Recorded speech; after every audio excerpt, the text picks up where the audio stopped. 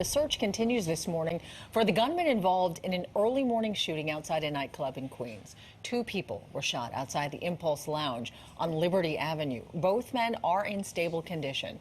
The suspects also struck a man near the Van Wyck Expressway while fleeing the scene in a white BMW near the Van Wyck Expressway. That victim remains in critical condition this morning. So the gun violence comes on the heels of the latest NYPD report, which shows the city making a dent in gun violence, especially in Queens, where there's been a downward trend in shootings.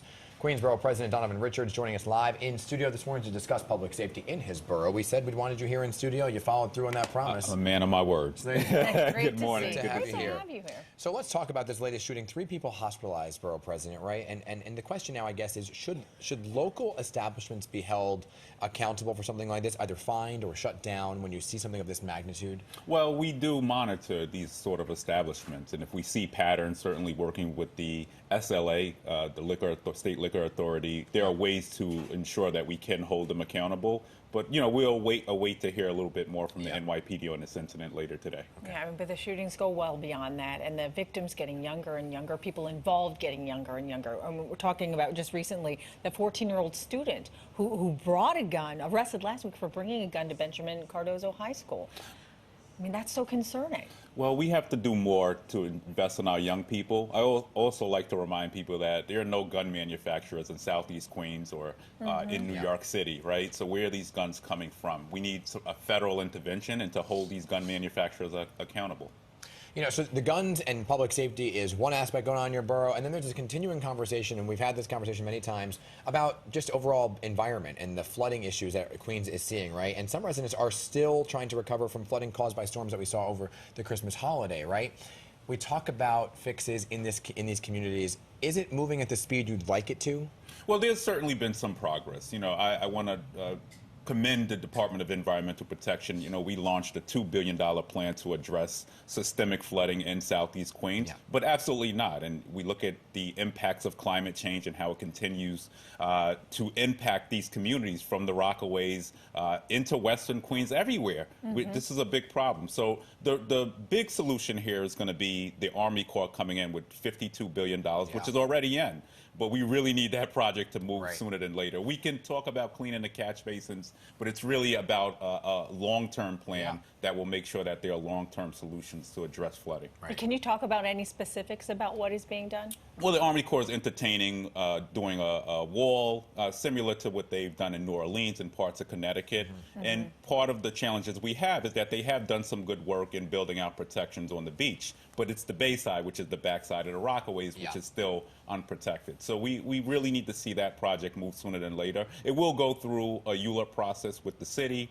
We'll talk about eminent domain possibly. So there are a lot more conversations that need to be had. Okay. MTA just announced that 7-train service will be suspended on the weekends starting next month while improvements are made. Now, we like the idea of improvements, right? Anything that can kind of prevent the subways from disrupting people's commutes. But how long is it going to last? And 7 trains a lifeline for so many. So what are their options? Well, what I would say is sorry for your being inconvenience. You know, this construction that's going to happen here is elevators being put in. And this is something which is really a lifeline for those who are disabled. Think about the mothers who have strollers, who have to walk up those steps every day. So this is really about ensuring that we address accessibility. We want to make sure that our train system is accessible to everyone. Yeah, so I think some of your constituents are going to ask, well, then what are we supposed to do in the meantime while we sit here and wait for these improvements? I mean, it's unfortunate, but there's no proper time to do it. You're going to end up being inconvenienced, whether it's now or later. So I think it's better, and especially when the state wants to put money into the city. Come on, we say Queens get the money. We want them to spend the money in Queens. Yeah. Well, and hopefully, you know, hop on a bus if there's some buses that can. In the meantime, it's happening on the weekend. Let's talk about the plans around Citi Field. Okay, so there was this big listening session that Steve Cohen had last week. Did you see it? Yeah, of course. Yeah, I was not there, but Steve Cohen and I talk often. It was very interesting what they were doing. They had like these billboards up, and people were like putting up little stickers as to what they wanted to see in this certain area. Is it not set in stone of what actually is happening to the certain area around Citi Field? So Willets Point, which is adjacent, is going to go through a ULURP process, and there's been a proposal to put a soccer. ULURP? You said that twice. So ULURP is the planning process, approval process to build in the city of New York. So this is going to go through a community board process in which we look at the proposals around housing, a soccer stadium, and then across the street adjacent, there's a proposal, of course, to do a casino on Steve Cohen's lot, and then he's looking at doing entertainment and open space and some other things. So he's getting community input, and it's something we suggest that any developers or anybody looking to develop in Queens does. Of all the ideas that are coming up, what do you think will be the most beneficial for Queens residents? Everything. I mean, housing is obviously very important to me. Jobs is critical, especially coming out of this pandemic. We know that many issues were exacerbated around healthcare, around housing, around jobs.